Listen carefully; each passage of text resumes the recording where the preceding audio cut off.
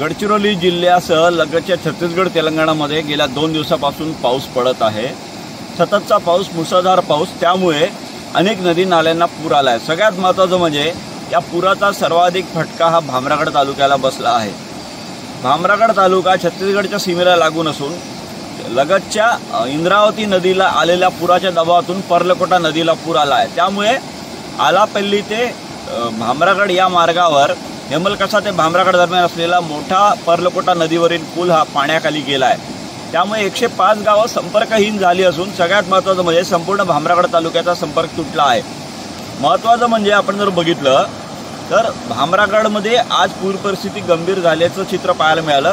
दिवसभरात पर्लकोटाचं पाणी वाढत जाऊन भामरागड शहरामध्ये शिरलं, त्यामुळे 25 ते 30 बस्तारा लगत असलेला जो संपूर्ण भाग आहे हा पुराच्या पाण्याखाली गेला आणि प्रशासनाने त्या ठिकाणी असलेल्या नागरिकांना सुरक्षित ठिकाणी हलवलेलं आहे।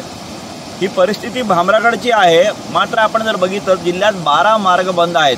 पूर परिस्थिती बघा, आपण बघू शकता ही प्राणहिता नदी आहे कशा पद्धतीने वाहत आहे।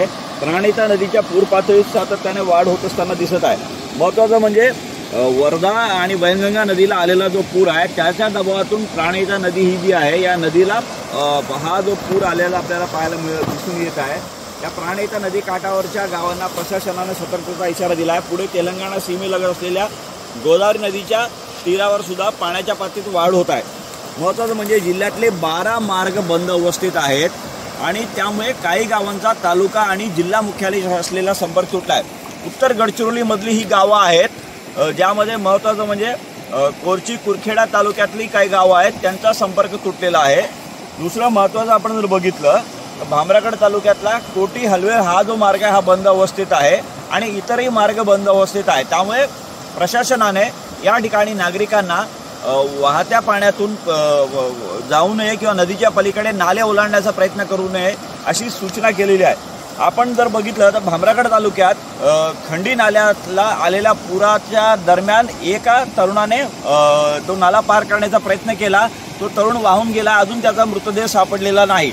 त्यामुळे एकूणच जिल्ह्यात आत्ता संध्याकाळी पावसाने उसंत घेतली असली तरी उद्या सकाळपर्यंत नेमकी परिस्थिती कशी राहील हे आपल्याला बघावं लागेल। महेश तिवारी, न्यूज 18 लोकमत, गडचिरोली।